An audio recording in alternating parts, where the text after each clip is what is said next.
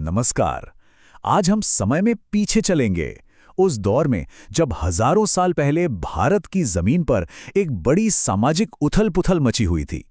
और उसी उथल-पुथल के जवाब में एक दर्शन का जन्म हुआ, जैन धर्म। ये सिर्फ एक धर्म नहीं, बल्कि जीवन जीने का एक ऐसा तरीका है जो आज भी उतना ही मायने रखता है। चलिए पता करते हैं कैसे और क्यों। तो सवाल यही उठता है कि आखिर उस दौर में ऐसा क्या हो रहा था कि लोगों को पूरी तरह से नए रास्ते, नई आस्थाएं खोजने की जरूरत पड़ गई। चलिए इसी सवाल के जवाब से अपनी कहानी शुरू करते हैं। देखिए, जैन धर्म के उदय को समझने के लिए हमें थोड़ा सा उस वक्त के समाज को समझना होगा। तो चलिए कल्पना करते हैं आज से कोई 2600 साल पहले के भारत की एक ऐसा समाज जो एक बहुत बड़े बदलाव की दहलीज पर खड़ा था। उस समय का समाज जन्म पर आधारित 4 वर्णों में बटा था और ये व्यवस्था बहुत ही कठोर थी। सबसे ऊपर थे ब्राह्मण, जिन्हें धार्मिक अधिकार थे और टैक्स से भी छूट मिली हुई थी। उनके बाद थे क्षत्रिय, जो शासक और योद्धा तो थे, लेकिन धार्मिक मामलों में ब्राह्मणों के नीचे ही आते थे। फिर आते थे वैश्य, जो व्यापार और खेती से पूरी अर्थव्यवस्था की रीढ़ थे, पर सबसे ज्यादा टैक्स का बोझ भी इन्हीं पर था। और सबसे आखिर में थे शूद्र, जिनका काम बाकी तीनों वर्णों की सेवा करना था और जिन्हें शिक्षा जैसे बुनियादी हक भी नहीं दिए गए थे। तो ये सिर्फ एक सोशल स्ट्रक्चर नहीं था, ये अंदर ही अंदर सुलग रही एक चिंगारी थी। अब जाहिर सी बात है, इस तरह की व्यवस्था से समाज में एक तनाव तो पनपेगा ही। क्षत्रिय अपने शक्ति के बावजूद ब्राह्मणों के दबदबे से नाखुश थे। वैश्य जो पैसा कमा रहे थे, वो चाहते थे कि उन्हें समाज में वो सम्मान भी मिले। मतलब हर कोई इस सिस्टम से किसी न किसी तरह से परेशान था और एक ऐसे विकल्प की तलाश में था जहां जन्म नहीं बल्कि कर्म की पूछ हो। और जानते हैं इस सामाजिक और बौद्धिक उथल-पुथल का नतीजा क्या हुआ? करीब 62, जी हां, 62 नए धार्मिक संप्रदाय उभर कर सामने आए। लेकिन वक्त की कसौटी पर कुछ ही टिक पाए, और उनमें से एक जो सबसे मजबूती से उभरा वो था जैन धर्म। और इसी माहौल में एक शख्स ने एक नया रास्ता दिखाया। उनका नाम था वर्धमान महावीर, और यही है जैन धर्म के केंद्र में। अब जैन धर्म में एक बहुत जरूरी शब्द है, तीर्थंकर।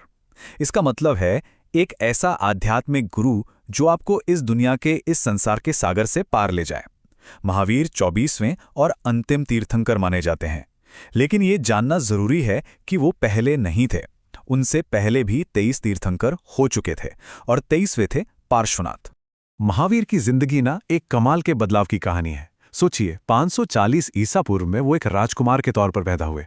हर सुख सुविधा थी उनके पास, लेकिन 30 साल की उम्र में सच की खोज में उन्होंने सब कुछ छोड़ दिया। राजपाट, महल, सब कुछ। अगले 12 साल उन्होंने बहुत ही कठोर तपस्या की और फिर उन्हें मिला वो परम ज्ञान। 72 साल की उम्र में पावापुरी में उन्होंने मोक्ष प्राप्त किया। ये सफर था एक राजकुमार के तीर्थंकर बनने का। और ये जो परम ज्ञान है इसी अवस्था को जैन धर्म में कैवल्य कहा गया है। ये वो अल्टीमेट नॉलेज है, वो परम सत्य है जिसे पाने के लिए महावीर ने इतनी कठोर तपस्या की थी। यही आत्मा की मुक्ति का रास्ता है। तो अब सवाल ये उठता है कि कैवल्य तक, यानी उस परम ज्ञान तक पहुंचने का रास्ता क्या है? महावीर ने जो रास्ता दिखाया वो जैन दर्शन के कुछ बहुत ही बुनियादी सिद्धांतों पर आधारित है। चलिए इन्हें एक एक करके समझते हैं। इस रास्ते के 3 मजबूत स्तंभ हैं, जिन्हें त्रिरत्न यानी 3 रत्न कहा जाता है। पहला, सम्यक दर्शन, मतलब महावीर की शिक्षाओं में पक्का विश्वास। दूसरा, सम्यक ज्ञान, यानी दुनिया जैसी है उसे ठीक वैसा ही समझना। और तीसरा, सम्यक चारित्र, यानी अपने आचरण को सही रखना।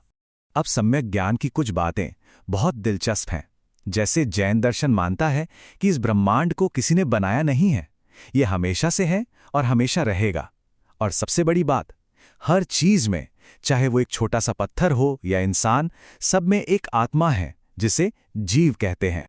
और सही आचरण के लिए 5 महाव्रतों का पालन करना जरूरी बताया गया है। पहला है अहिंसा, यानी किसी भी जीव को तकलीफ न देना। फिर है सत्य, हमेशा सच बोलना। अस्तेय मतलब चोरी नहीं करना। और अपरिग्रह, यानी जरूरत से ज्यादा चीजें जमा न करना। और एक मजेदार बात यह है कि जो 5वां व्रत है ब्रह्मचार्य, उसे खुद महावीर ने इन 4 व्रतों में जोड़ा था। महावीर के बाद जैन धर्म फैला तो बहुत, लेकिन वक्त के साथ इसमें एक बड़ा बंटवारा भी हुआ। चलिए देखते हैं कि इसकी वजह क्या बनी। तो हुआ ये कि महावीर के गुजर जाने के करीब 200 साल बाद गंगा घाटी में एक बहुत ही भयानक अकाल पड़ा। ये अकाल 1-2 साल नहीं, पूरे 12 साल तक चला। इसी मुश्किल वक्त में भद्रबाहु नाम के एक जैन गुरु अपने अनुयायियों के साथ दक्षिण भारत चले गए। अब कहानी में ट्विस्ट तब आया जब 12 साल बाद अकाल खत्म हुआ और भद्रबाहु अपने समूह के साथ वापस लौटे। उन्होंने देखा कि जो लोग स्थूलभद्र के साथ उत्तर में ही रुक गए थे, उन्होंने सफ़ेद कपड़े पहनना शुरू कर दिया था। बस यहीं से जैन धर्म 2 हिस्सों में बंट गया। जो सफ़ेद वस्त्र पहनते थे वो कहलाए श्वेतांबर, और जो मानते थे कि वैराग्य के लिए किसी वस्त्र की जरूरत नहीं, वो कहलाए दिगंबर, यानी जिनकी दिशाएं ही वस्त्र हैं। अच्छा, अब ये सवाल भी मन में आता है कि महावीर की जो शिक्षाएं थीं वो आगे की पीढ़ियों तक पहुंची कैसे? इसका जवाब हमें मिलता है जैन संगीतियों यानी परिषदों में। तो महावीर की शिक्षाओं को एक जगह इकट्ठा करने के लिए 2 बड़ी बैठकें हुईं। पहली हुई 3री सदी ईसा पूर्व में पाटलिपुत्र में, जहां 12 अंग लिखे गए, पर दिगंबरों ने इसका हिस्सा बनने से इनकार कर दिया। फिर कई सदियों बाद 6ठी सदी में वल्लभी में दूसरी बैठक हुई, जहां श्वेतांबरों ने अपने धर्म ग्रंथों को फाइनल शेप दिया। इन सभी पवित्र ग्रंथों को मिलाकर आगम साहित्य कहा जाता है, और ऐसा माना जाता है कि इनमें सीधे महावीर के ही उपदेश हैं, जो लिखे जाने से पहले सदियों तक गुरु से शिष्य तक बस जुबानी तौर पर ही चलते रहें।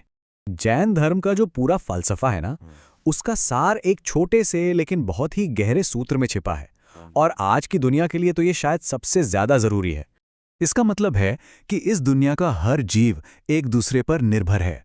हम सब एक दूसरे के सहयोग से ही जिंदा हैं।